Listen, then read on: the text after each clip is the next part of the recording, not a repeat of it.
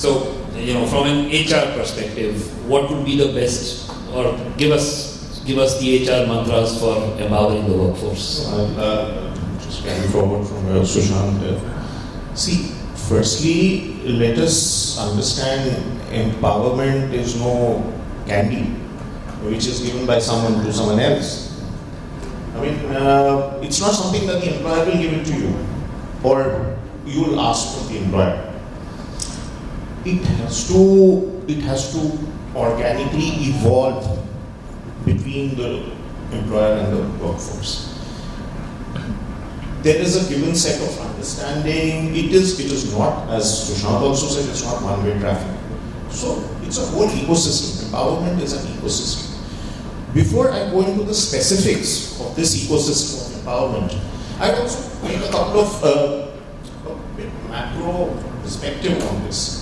Like, we are like in the previous session, almost all the speakers spoke of Industry 4.0. We've gone past COVID, we are almost in the heart of the 21st century. And our governance structures, how are they? Still very much the industrial age. What has changed in management? A lot of rhetoric, of course. Yes, in somewhere towards the end of the 20th century, there was talk of behavioral sciences, human relations, some motivation theories, and all that. But I would like to ask the question of the audience. Who has the ownership of a corporate? The provider of financial capital or the provider of human capital? It is always the person who is providing the finances. So, and what is there for the employees? What is there for the employees? A very old, we used to study when we were that Pavlovian model, carrot and stick. Or some people, to put it more painfully, like peanut and monkeys approach. So, all this talk about empowerment is totally out of place because it is not being practiced. Yes, in the ideal way. So before we just talk how it can be practiced in a more practical way, because things can't change overnight. But towards the end of my whatever little time I've been given by Ramit, I'd like to go to an ideal state which I've started, and it's gone from this way. But meanwhile, I've just come for the empowerment part. What does the management need to do? It's very simple. Like the first thing the employees want, they want to be heard. They need to have a voice and they need someone to hear them out. So it's very important for HR, for the management to provide the avenues to the workforce to be heard. And also to talk to them, to let them know what is happening in the company, what is planned in the company.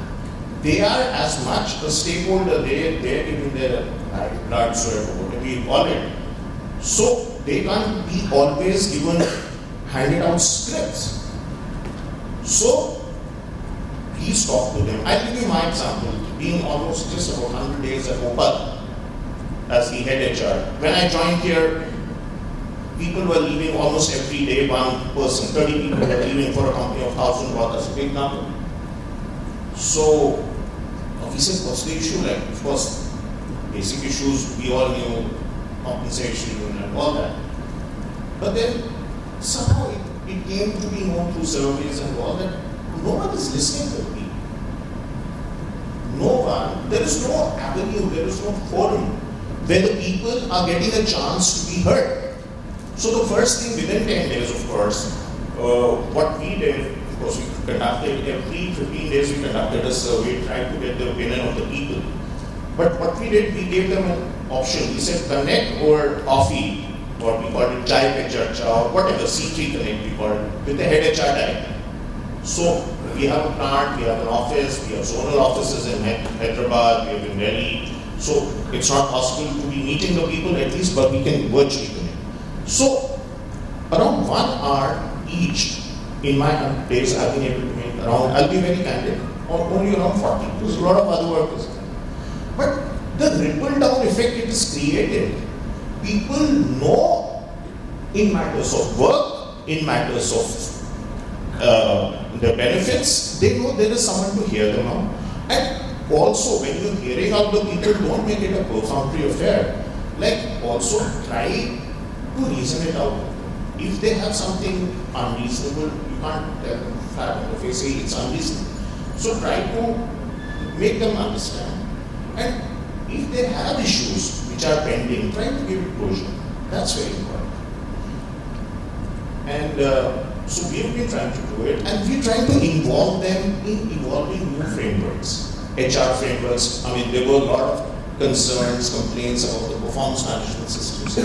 So we got them involved in small groups, focus group discussions, 20 odd people, 30 odd people, captured their ideas, and it's very important for the people to see and understand actually what they're saying, it is being used. So that then the fact that they're being valued makes them feel empowered. Second, there are just two more things. It's very important for any organization in any space, in any sector, to be fair in its processes. And HR certainly, like we are the delivery for all the processes and policies that concern the people. So if we are not fair, if we are not objective, if we are not transparent with our employees, the commitment of the people and everything, that will go out of the window.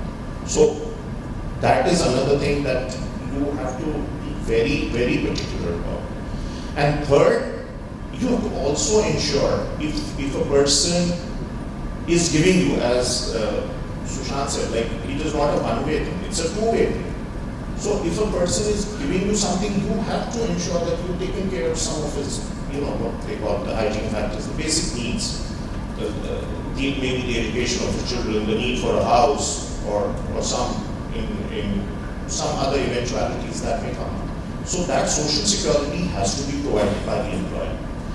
If you provide these are the three-way strategies, I'm sure people will feel more empowered, more committed, more engaged, more enthused to give it their best and to really contribute.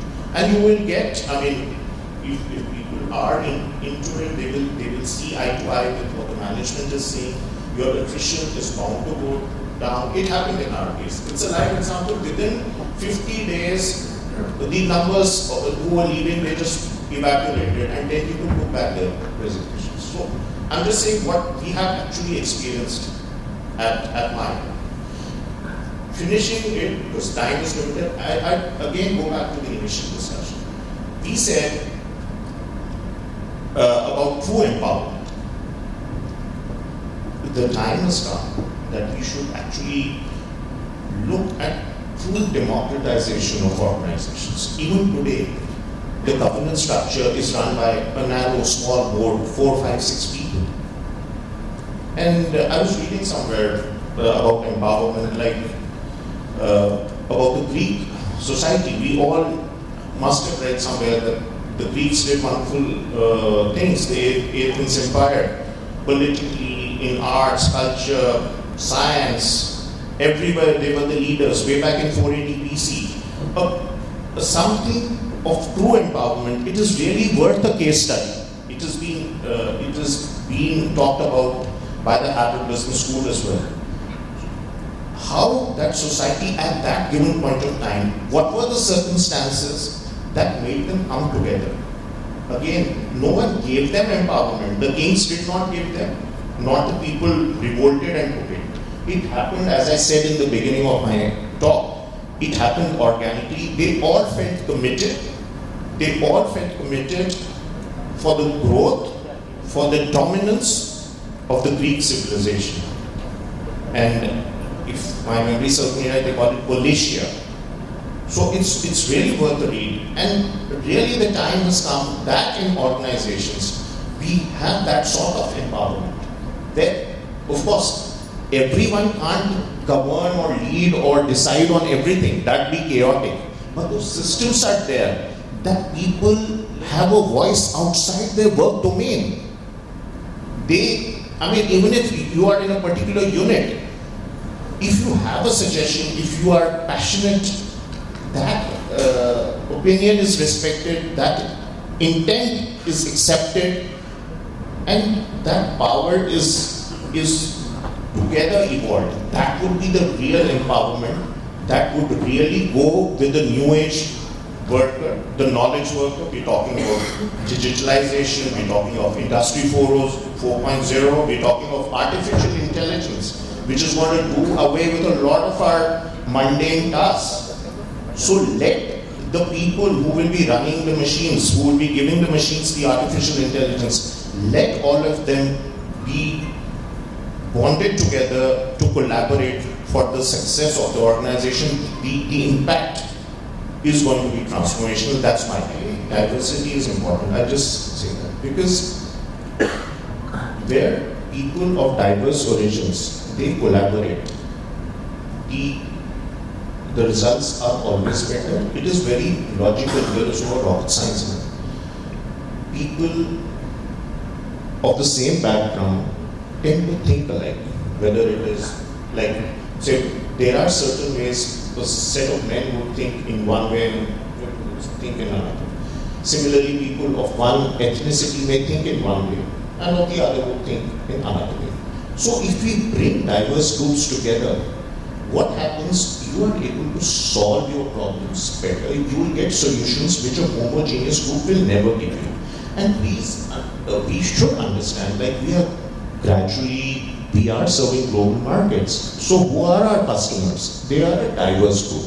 So your products, your services, your offerings are going to be for a diverse set of people. So you have to have diverse workforce within you. And diversity is not just a number. It's not just a number. If any organization thinks it has to get 10 number of X people and Y 20 number of Y, that will never be diversity. That totally seamless environment where people of different backgrounds, diverse backgrounds, are able to sit and collaborate, overcoming the barriers of even language, even stereotypes. That gives magical results. As you said, like it's already borne out that women in the boards, the financial performance is much better. So the advantages of diversity are very logical, and if people have certain reservations in not making their workforce diverse, they're going to lose out big time, very shortly. Yeah, I fully agree with that.